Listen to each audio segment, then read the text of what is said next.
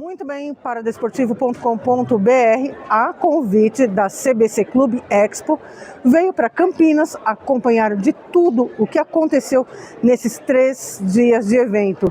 Vou trazer tudo para você aqui no nosso canal, no nosso site, no Instagram e tudo mais. Lembrando que ano que vem, 2027, o Paradesportivo completa 10 anos de existência. Então, tem novidades, tem coisa boa para vir e tem muita coisa para ser dita sobre esse evento. Então, fique ligado, fique esperto nas nossas notificações, porque tem muita entrevista boa.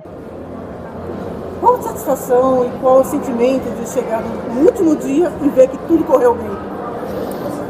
Olha, primeiro eu quero falar que eu sou um porta-voz de um timaço de colaboradores, um time de profissionais espetaculares que nós temos no CBC, de um presidente, de um corpo diretivo também espetacular, e dizer que para nós chegar no último dia do evento com esse sucesso absoluto, com muitas pessoas, com muito relacionamento, é motivo de muito orgulho, muita satisfação e muita alegria.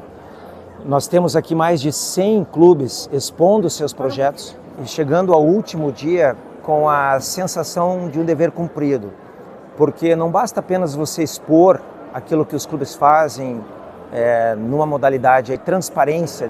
Então é muita alegria a gente chegar no último dia e ver essa quantidade de profissionais, de gestores de entidades privadas dos clubes, secretários que aqui estiveram, confederações, ligas nacionais, empresas do segmento esportivo, mas principalmente os clubes expondo seus projetos, expondo de uma forma transparente os recursos que recebem, que aplicam nos seus projetos esportivos.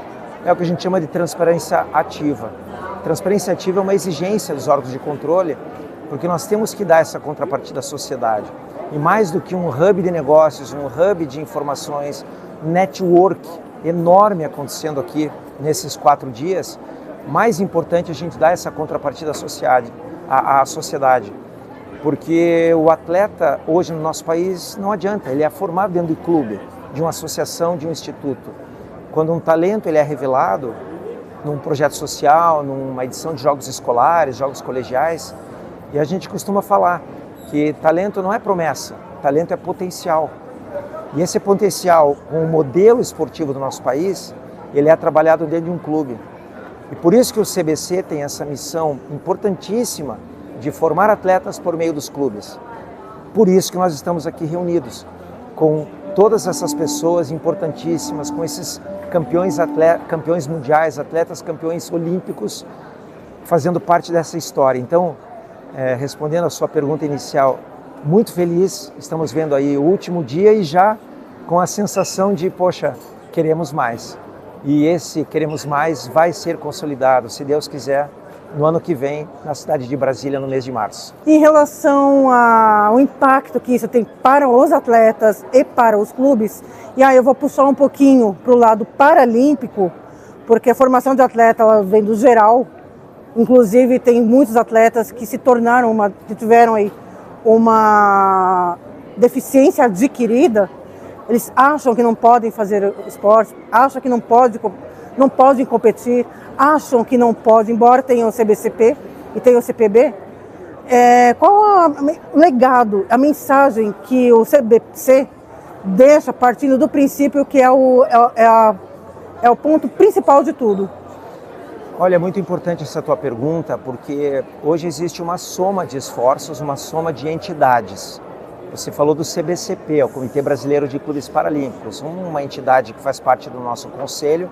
Hoje a gente chama de Conselho dos Comitês, que é presidido pelo presidente Marco Laporta, do COB, como vice-presidente o nosso presidente do CBC, Paulo Maciel. E hoje, em relação ao paradesporto, cabe muito bem hoje, definido por lei, quem são os atores responsáveis, né? E o desporto paralímpico, ou paradesporto, ele saiu do escopo do CBC desde 2018.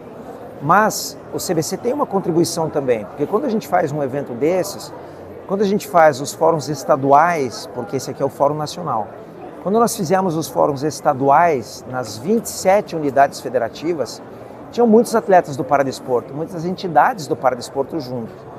E quando a gente fala de legislação esportiva, a gente leva os campeões olímpicos, medalhistas olímpicos, campeões mundiais, como Lars Grael, Magic Paula, Emanuel Rego, o André Heller, são embaixadores do CBC, essa informação chega também para o desporto paralímpico.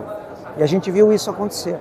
Só que por lei hoje, cabe ao Comitê Paralímpico Brasileiro e ao Comitê Brasileiro de Clubes Paralímpicos a responsabilidade de descentralizar esse recurso, de fazer essa execução para o paradesporto. Mas o CBC tem essa contribuição também, de realmente levar essa informação e que não basta só ser uma informação, mas uma informação que se transforme em conhecimento. Sobretudo, essa é a nossa principal missão. Legal, boa. E para finalizar, qual o legado, qual o convite que fica para esses clubes que não conhecem o CBC, o CB Capacita, que não conhecem essa capacitação que a formação técnica tem? Então, para quem não conhece, qual o convite, qual a mensagem que fica? Claro. Primeiro convite é estar muito atento ao que acontece dentro desses 6 comitês. O Comitê Olímpico do Brasil, o Comitê Paralímpico Brasileiro, o Comitê Brasileiro de Clubes Paralímpicos, nós, o CBC, Comitê Brasileiro de Clubes, a CBDE, que é a Confederação Brasileira do Desporto Escolar, e a CBDU, Confederação Brasileira do Desporto Universitário. São esses 6 comitês que fazem parte desse conselho. O primeiro passo é estar muito atento a tudo que está sendo publicado por essas entidades. Segundo, é buscar, de fato, uma melhor capacitação, buscar boas práticas de gestão dentro do esporte paralímpico, rever a sua constituição da sua entidade, como é que está o seu estatuto social, como é que está a sua ata de eleição, se estão atualizados, se estão registrados em cartório.